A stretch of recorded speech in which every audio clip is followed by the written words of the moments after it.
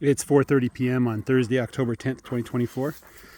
So here we are, 1/3 of the way through October. It's about 88 degrees, 20% humidity. Super dry autumn weather, but warm summer weather. And yesterday was a very busy day for me. I spent like 5 or 6 hours at the field.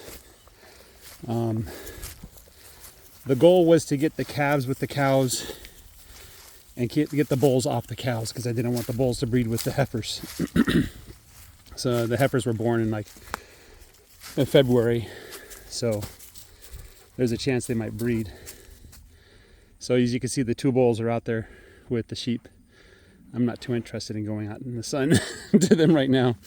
I've done the chores. I fed the dogs and the chickens and stuff, so there's somebody playing with a gun in the background. So I need to get Hindui out there with the sheep. Come on, let's go, bud. Anyway, I just wanted to check out the sheep and enjoy some of the last days of warm weather here. October is rapidly moving forward. Tempus fugit, time flees or flies.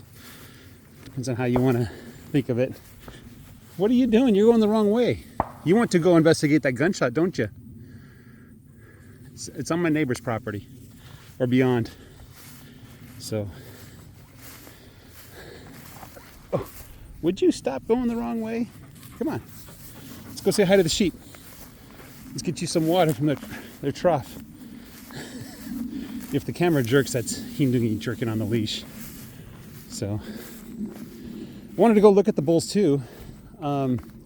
The white bull is 2 years old, and the red bull is 1 year old, probably 1 year, 2 months old. I guess that's 14 months. So, the white bull, I think next year I'm gonna harvest him, maybe just butcher him myself. If he tastes good, I'll eat him. If not, I'll just give him to the dogs. Save a lot of money on dog food. That should last the dogs quite a while. I'll have to get a chest freezer out here to the shop so I can store that meat, and then a refrigerator so I can thaw it out without it spoiling. Probably wouldn't spoil, but I don't want to leave it out like at 100-degree temperature for all day. That would probably ruin it. Today I'm going to move the cows to a new row. Tomorrow I'll move the sheep to a new row. So if you kind of check along the wire, I don't know how well you can see, but yeah, you really can't see. Whew, the sun is warm. I swear the sun is closer to you here in Northeast Texas than it was up in the Pacific Northwest. It just burns hotter, you know. So that's my purebred South Pole bull, the star of my show. One of the thoughts that I had and decided not to do is that's Yami. Yami was a bottle-fed lamb.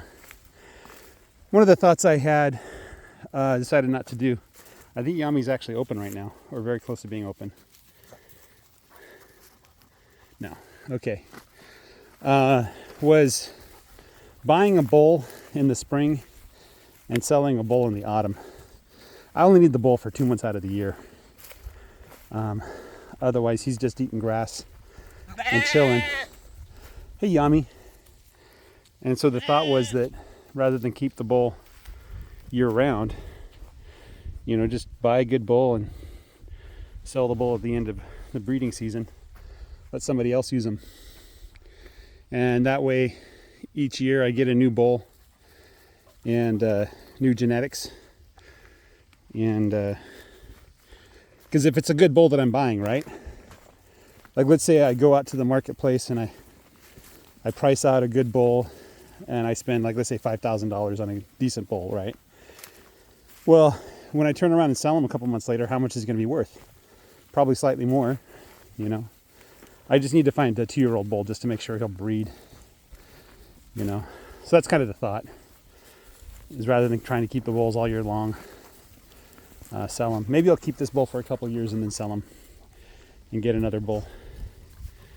Maybe from the same guy, if I'm happy with the results. That sheep right there has a pink butt. She might be getting ready to cycle. That's one of the lambs I bought earlier this year.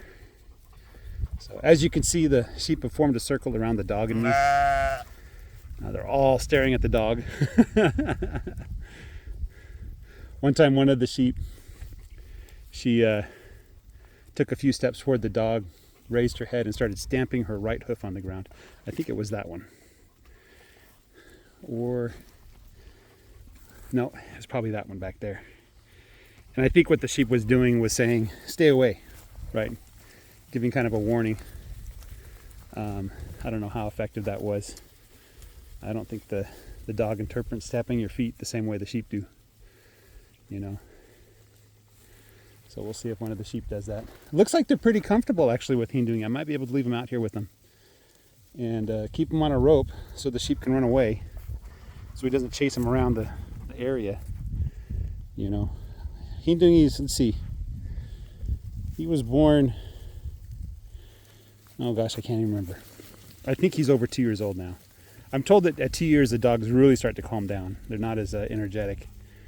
They start to act more like grandmas and grandpas, you know. So when he was a puppy, he'd be super excited to see me and jump up and down and run around in circles. Now he just kind of, you know, he wags his tail and he kind of dances a little bit, but he doesn't really run around in circles. I need to get him a proper harness. You know, the collar would come off. Let me get this out of his, there. It's supposed to go around your ribs. I'll have to get him a proper harness. Anyway. This is that one that was born, that I got the video of him being born, her being born. She was tiny compared to her twin.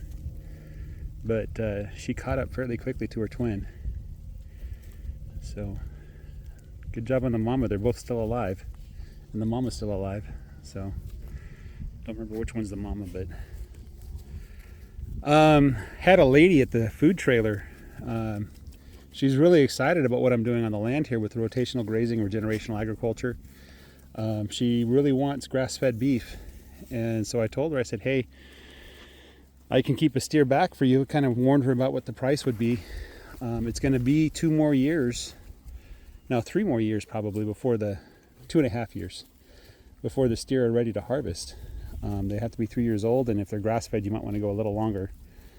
But I think harvesting at the end of April or May is probably the best time to do it. Probably want to talk to the local food locker, the local butcher shop. They're going to charge like $1,200, $1,300 to butcher a cow. So you want to make sure you're getting the most bang for the buck there. You know, get a very good, well-raised cow instead of just some junk cow.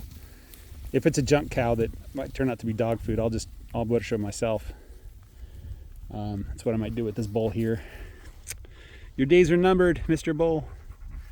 One thing that I noticed about him, and frankly he scares me a lot now, and I'm trying not to show fear around him, but look at his shoulder and the back of his neck.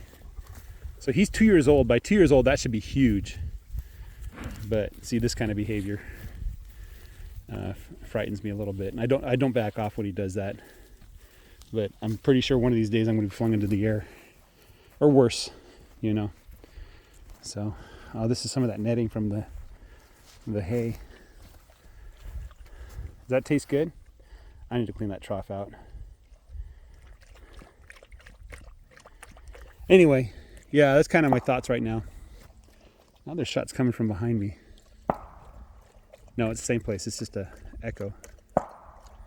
Yeah. All right, guys, I'll let you go. Have a great day. Take care and bye-bye.